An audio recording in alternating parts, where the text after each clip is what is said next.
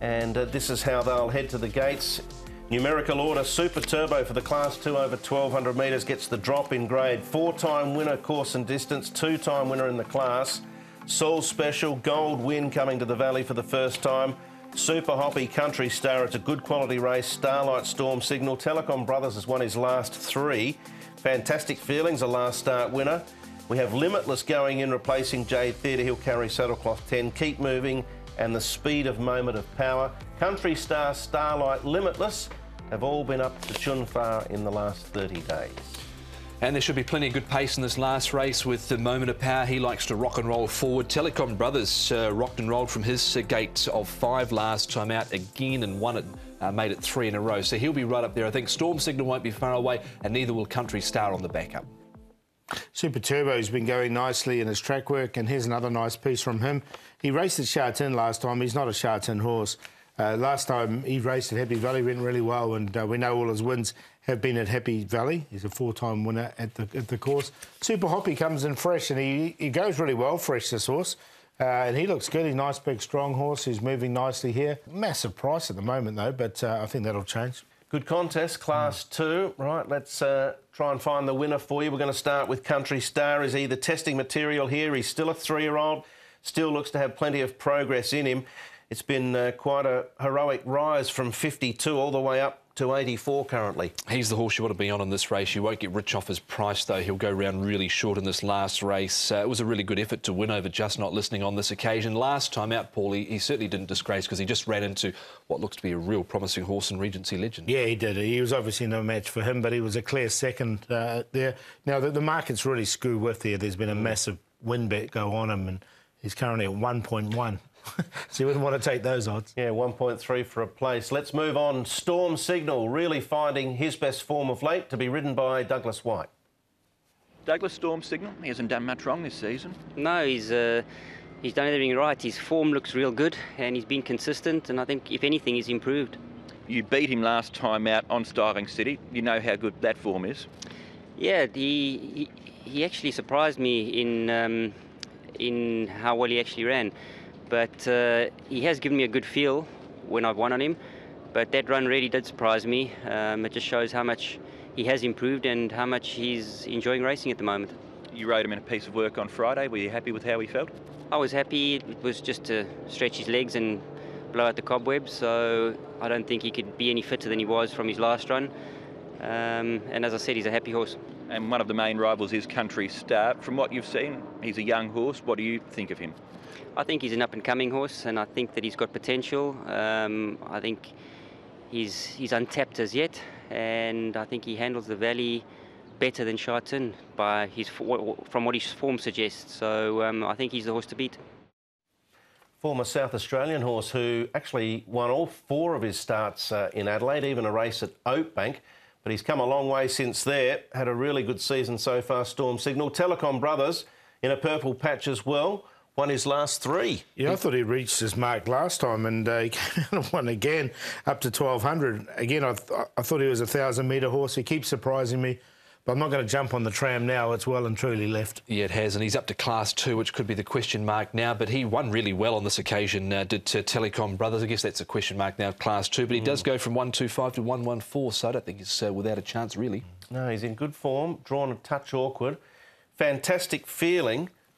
He's another horse that's won his last start. Question mark again has to be the class, because like Telecom Brothers, he's never been here before. No, he's on a career high, isn't he? And he's done pretty well this season. It was a nice win beating Blitzing last time. Look, I'm not sure about this particular class, but he should get the race run to suit with the fast pace. Yeah, thought it was a nice winning effort from him last time out. He was rare and wide in a recent trial, so he just had a quiet hit out. Yeah, I think both Telecom Brothers and Fantastic Feeling are definite place chances in the race. You'd probably take them on a win line. Super Hoppy.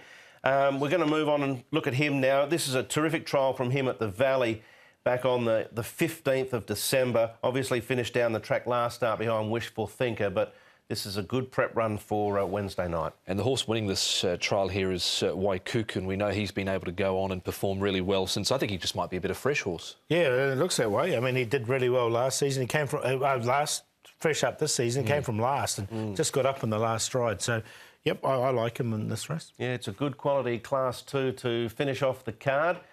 Not an easy one to narrow down either, wouldn't have thought, Paul. No, not at all. I'm going to go with Storm Signal, though. He's just finally got a draw. Happy Valley drew 11, 11 and 9 in his last 3. He now comes here. He's drawn barrier number 1. So I think he's going to get the best run in the race. That's why I've sided with him. Super Hoppy will be storming home from the back. Country Star isn't finished with yet as well. So they're the 2 main dangers. And Super Turbo, another one that should have the race run to suit. Ended up with 7, 4, 5 and 1. I'll take Exotics because I think it's a really good race and there's no standout. I'm going to take a chance here with the value bet in the last and Starlight. Now, he goes from carrying 132 pounds in Class 3 last start to carrying the 121 pounds this time round. And he actually was really good on the dirt last time out. So I'll take him over 5 Country Star, who is one of the horses to beat, 7 Storm Signal and 4 Super Hoppy. 5, 6, 7 and 4. I still haven't decided. It's such a difficult race. I'm going to take the time that I'm entitled to and come up with my tip a little later on. But yes, a good one, that's for sure. Stats for the program. We're going to focus on Jimmy Ting. Yeah, look, he's had a really good Happy Valley record this season. 23% win rate from his 52 runners. He's had 12 wins, a lot of them in Class 5. And we'll focus on one of the Class 5 runners, Doctor's Delight. Another one that looks like a really good chance in race number 1. So we think he's a really good chance here, Doctor's Delight. All right, from the 8 races, who seemingly was the best, Paul? I'm going to go with Eagle Way. I think we'll get a nice price about Eagle Way being in the race. He's last year's winner. He's out to defend his crown and a horse in great form, carrying less weight than last year. So I've got Eagle Way clearly as my best. And if he stays about 6 to 1, I think it's great price. Charity Grand, he's the next one there. I've got him as the long shot. Now, he's up against Happy Warrior, but he's 22 to 1. I don't know if that'll stay. If it does, just fill your boots, but I don't think he will each way. And but the play, I like it in the big race. They leave Time Warp alone. Obviously, he's going to be tough. Eagle Way and Northern Superstar is your QQPs. 1, 2 and 5 and race number 6 for me.